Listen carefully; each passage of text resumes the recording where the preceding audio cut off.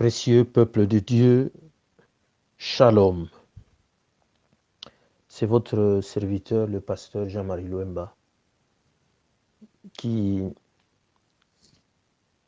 vient utiliser, si vous me le permettez, juste une dizaine de vos minutes pour partager la parole du Seigneur.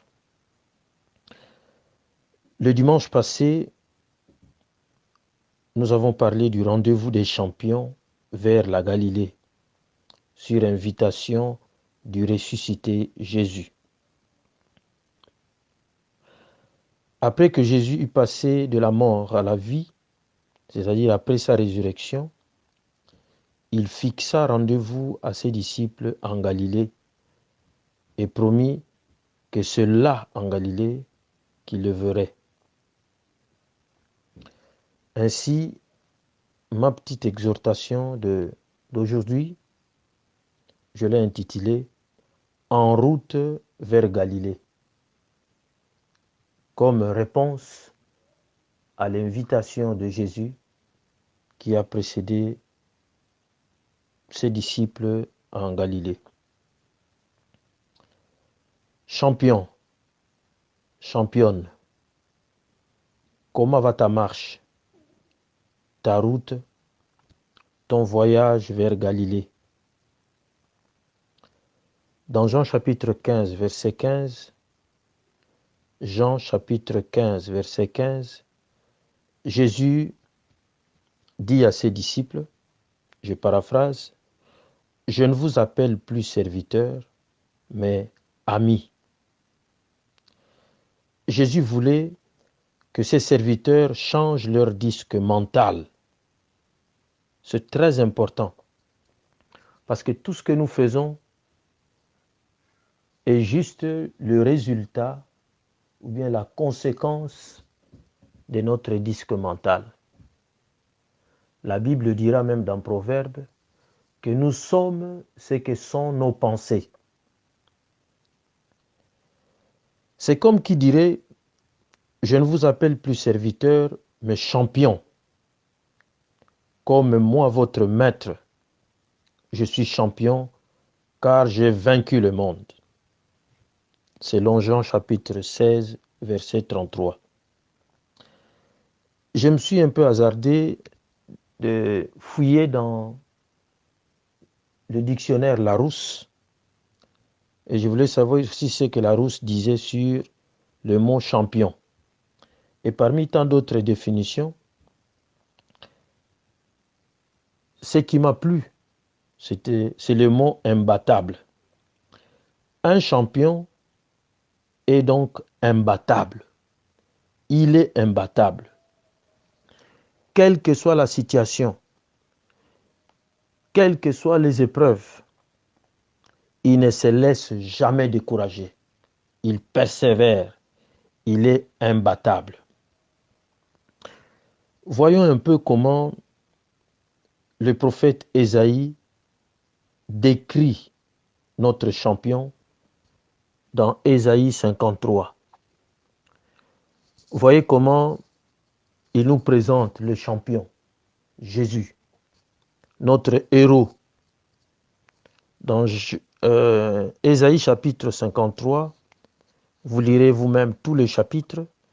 Moi, je lis juste trois versets avec vous pour ne pas trop vous prendre du temps. Au verset 3 de Ésaïe 53, le prophète dit que Jésus était méprisé et abandonné des hommes, homme de douleur et habitué à la souffrance, semblable à celui dont on détourne le visage. Nous l'avons dédaigné, nous n'avons fait de lui aucun cas. Verset 5. Mais il était blessé pour nos péchés, brisé pour nos iniquités. Le châtiment qui nous donne la paix est tombé sur lui, et c'est par ses meurtrissures que nous sommes guéris. Je saute au verset 7. Il a été maltraité et opprimé. Il n'a point ouvert la bouche.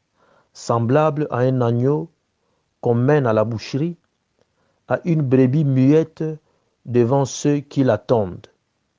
Il n'a point ouvert la bouche. Quand je prends même le verset 2, il s'est levé devant lui comme une faible plante, comme un rejeton qui sort d'une terre desséchée. Il n'avait ni beauté, ni éclat pour attirer nos regards. Son aspect n'avait rien pour nous plaire. Voilà comment le prophète Ésaïe décrit ce grand héros, ce grand champion ressuscité le troisième jour après avoir subi tant de coups, tant de méchanceté des hommes. C'est comme ça qu'il le décrit. C'était un homme qui était habitué à la souffrance. Il a encaissé un océan de coups, de déceptions. Il a été abandonné de tous les hommes. Il a reçu tellement de coups qu'il était déformé. Il était défiguré par la souffrance et la douleur sur toute la lignée. Eh bien, il y a de quoi se décourager en tant que disciple. Il y a de quoi se poser des questions, jusqu'à aller même vers l'incrédulité. Quand vous lisez Marc chapitre 16, la Bible nous dit qu'à 2 reprises, on est venu leur annoncer la résurrection de Jésus. Marc chapitre 16, quand vous lisez le verset 11 et le verset 13, la Bible nous dit que ces disciples ne crurent pas les témoins de la résurrection de Jésus. Ils sont devenus incrédules parce qu'ils ont été témoins de beaucoup de déceptions. Ils ont été témoins de la méchanceté des hommes qui s'étaient déchaînés sur Jésus. Et ils ont vu comment Jésus a pris tout son temps pour ne pas réagir. Vous savez,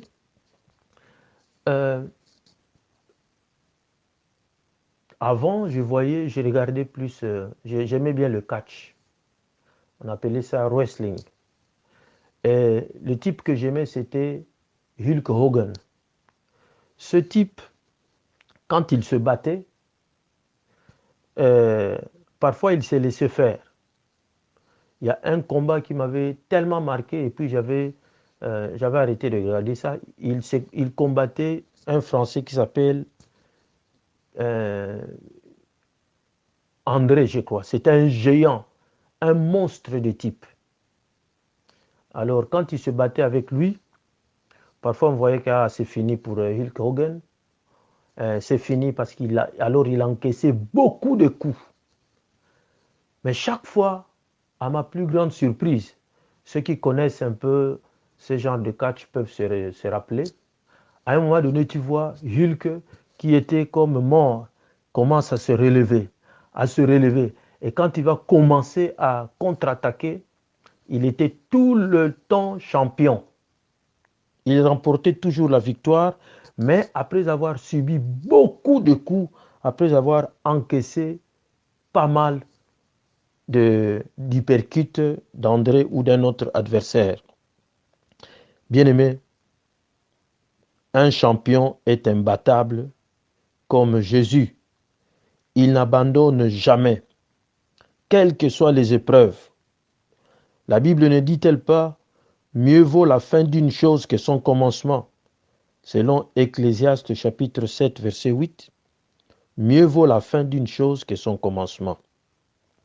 Jésus veut que tu comprennes qu'il a vaincu le monde après avoir été victime de beaucoup de déceptions, de beaucoup de violences, beaucoup de méchanceté, après avoir connu beaucoup d'épreuves, mais il a vaincu le monde. Il nous invite aussi à être animés de cette mentalité-là, à être habité par cette mentalité de champion. Pas toujours pleurnicher devant n'importe quelle épreuve. Comme il est là, ça ne change rien. Lève-toi. Jésus dit, lui en tant que héros, notre premier champion, il dit, rendez-vous en Galilée. C'est là que vous me verrez dans ma gloire. C'est là que vous me verrez dans mon corps renouvelé, glorifié. C'est là que vous verrez que je suis digne de ma parole. Cela que vous verrez même des signes à mes pieds et mes mains, que j'étais celui qui était crucifié, mais que maintenant je suis vivant pour l'éternité. Mon frère, ma soeur, Jésus veut que tu changes ta mentalité, que tu comprennes que tu es champion. Comme Jésus a vaincu, toi aussi tu as vaincu. C'est pourquoi il peut dire, prenez courage. Prenez courage. Vous connaîtrez des tribulations. Vous serez blessés par des hommes. Vous serez déçus par des hommes.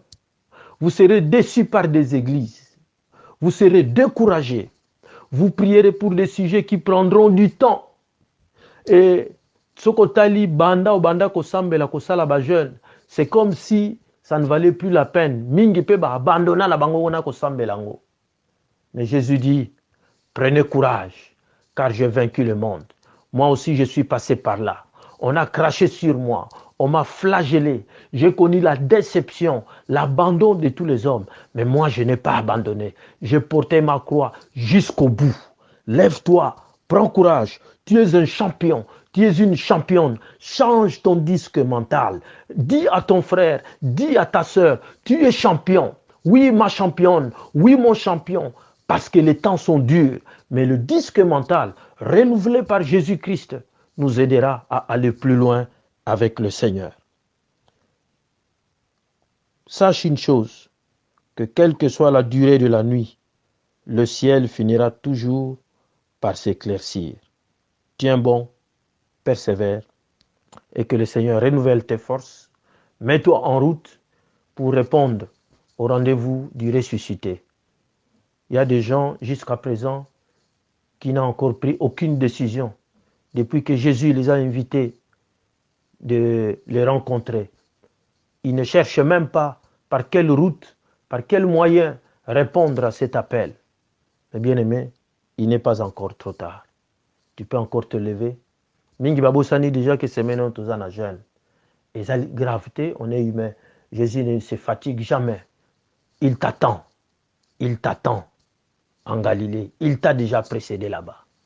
Que le Seigneur, notre héros, le ressuscité du troisième jour, notre champion, notre super champion, travaille notre mentalité et nous aide à comprendre que nous sommes des champions, des champions. Que le Seigneur vous bénisse au nom du vainqueur, du ressuscité Jésus. C'est votre serviteur, le pasteur Jean-Marie Louemba. Amen.